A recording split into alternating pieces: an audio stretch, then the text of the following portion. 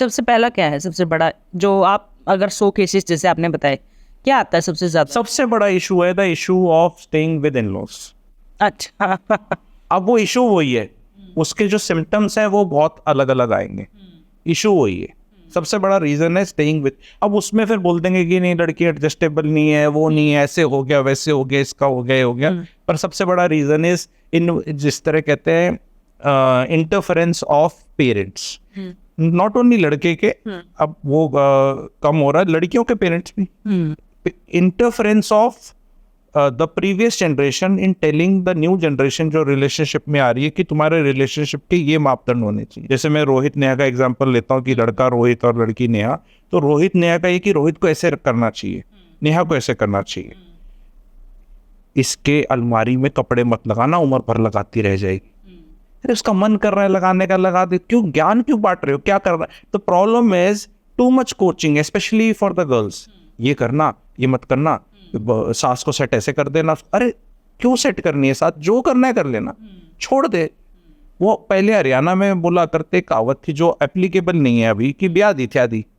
It's not applicable ब्याह दी, पर इट्स लाइक कि no we will tell you, we will coach, ठीक है, व्हाट इज हैपनिंग। तो वो इंटरफेरेंस जो है वो I think is the number one reason. बाकी फिर न्यू जो हमारे टाइम्स चल रहे हैं, जॉब के स्ट्रेसेस, टाइम का नहीं वो ना, लड़कियों के अपने अरमान, ठीक है, और इंडिविजुअलिटी, आइडेंटिटी, उनकी क्लैशेस, पुराने बिलीफ सिस्टम्स, ठीक है। जैसे मैं हमेशा एक बड़ी अच्छी बात करता हूँ, जितने पुरुष हैं आज के दिन वो अपने पापा की लाइफ जीना चाहते हैं, और जितनी महिलाएं हैं वो अपनी मम्मी की नहीं जीना चाहती। बस ये एक सबसे बड़ा रीजन। पर ऐसा क्यों होता है? नहीं, but because the girls never found their mother happy, whatever she was doing, whatever happened in her life. So they realized that she is economical dependent on the father, so that's why she has to take a lot of this thing. We will be economically independent, we will not be financially dependent on our husband, so this misery will not come.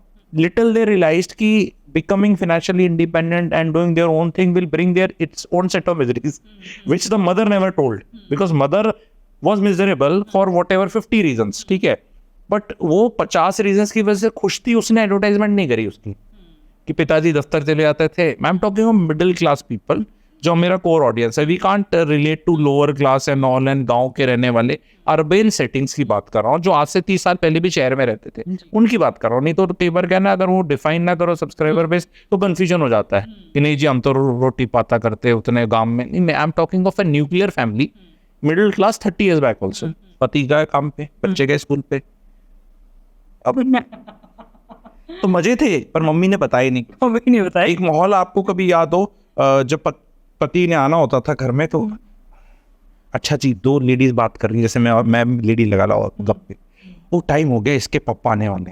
क्यों भाई, पापा आने वाले से पहले माहौल क्यों बनाना है तुम्हें? बड़ा बच्चे पढ़ रहे हैं, कुछ वो हो रहा है, और ऐसे फिर पापा जी आएंगे, वाइफ इज स्ट्रगलिंग। अभी गप्पे मार रही थी 1.5 घंटे, ठीक है, वो छिपा दिया, कट कर दिया, उसको पता ही नहीं ये टाइम पास। तो समझ रहे हो, तो आजकल की लेडीज बेचारी ज्यादा हैसल्ड है। पुरानी वालियों ने, मैं कह रहा हूँ, पुरानी वालियों ने, हरियाणा में बोलते ज्यादा काचे काटे पर कोई बताता नहीं। आजकल की ज्यादा हैसल्ड है, और हैसल्ड होने के बाद भी उनके बारे में कोई ज्यादा बात नहीं कर रहा। इनफैक्ट लेडीज के अगेंस्ट तो अभी तो ये इंडिया पाकिस्तान, उससे पहले छावा पिक्चर, पर उससे पहले अगर आप जाओ नवंबर दिसंबर का महीना पिछले साल, वो अतुल सुभाष केस और वो वाला चल रहा था, 498 महिलाएं आदमियों को, वो वाला माहौल पूरे देश में बना हुआ था। अभी जैसे देश में बना हुआ है ना ये वाला जो अभी लेटेस्ट चल रहा है, हाँ, वो वाला चल रहा था पूरे देश में कि महिलाओं को पकड़ो भैया सारे, ठीक है। तो वो we have come from that to this. तो ज़्यादा मतलब जैसे उन्होंने वो लाइफ देखी है। आजकल अगर जैसे आपने कहा कि कोई बेटी जो है वो अपनी माँ जैसी नहीं बनना चाहती है, बट एक वो भी तो होता है ना कि मुझे मेरे पापा जैसा भी नहीं चाहिए।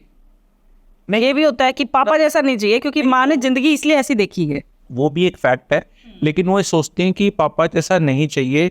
मैं एक तो कहना, कुछ तो लड़कियों को डिफॉल्ट सेटिंग में पिताजी से थोड़ा वैसे प्रेम रहता है नॉर्मली, सबको नहीं, पर वैसे वो उसको बोलते हैं कि मेरी मम्मी ने सहा because of her being like this.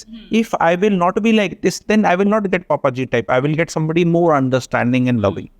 तो एक तो कहना लेडीज को भी, अब मेरा कहना बोलते बोलते, अगर आप मेरा एक क्लिप देख लो, ठीक है, तो ऐसा लगेगा, एक में लगेगा फेमिनिस्ट है, मारो इसको अगर आदमी है तो है, और दूसरे में लगेगा ये तो एमसीपी है, मेल शॉविनिस्ट, पीटो। तो मैं आई एम दैट पर्सन जो बिल्कुल पता नहीं अलग है, लेकिन people still want to put in this thing. महिलाओं का सबसे बड़ा प्रॉब्लम क्या है, 25 साल पे पूछो तो एम्बिशन चाहिए उन्हें, wants career, I want a man who will be supporting my ambitions and will be like this। 35 साल तक उनको चाहिए, 35 साल की जब हो जाती हैं, I want a man who will take care of me, who will love me, who will understand me। 25 में चाहिए था कि मेरे को कुछ हो, 35 में चाहिए लव। आदमी बड़े सिंपल है, आदमी को 25 में सेक्सी औरत चाहिए, 35 में भी, 45 में भी। उनका सिंपल काम है, कैसी होनी चाहिए, होनी चाहिए। आप है ना वो जाकिर खान है ना, हाँ, उसके वाला वो याद आ गया कि आदमियों का क्लियर है। भी उनको तो क्लियर है, पर लेडीज का कंफ्यूजन है ना भाई, तुम्हें 25 में कुछ चाहिए था, उस हिसाब से तुम्हारी सेटिंग होगी, अब 35 में तुम्हें कुछ अलग चाहिए, तो कंफ्यूजन है। लेडीज को कोई गाइड करने वाला नहीं है मेरे। कैसे गाइड मतलब?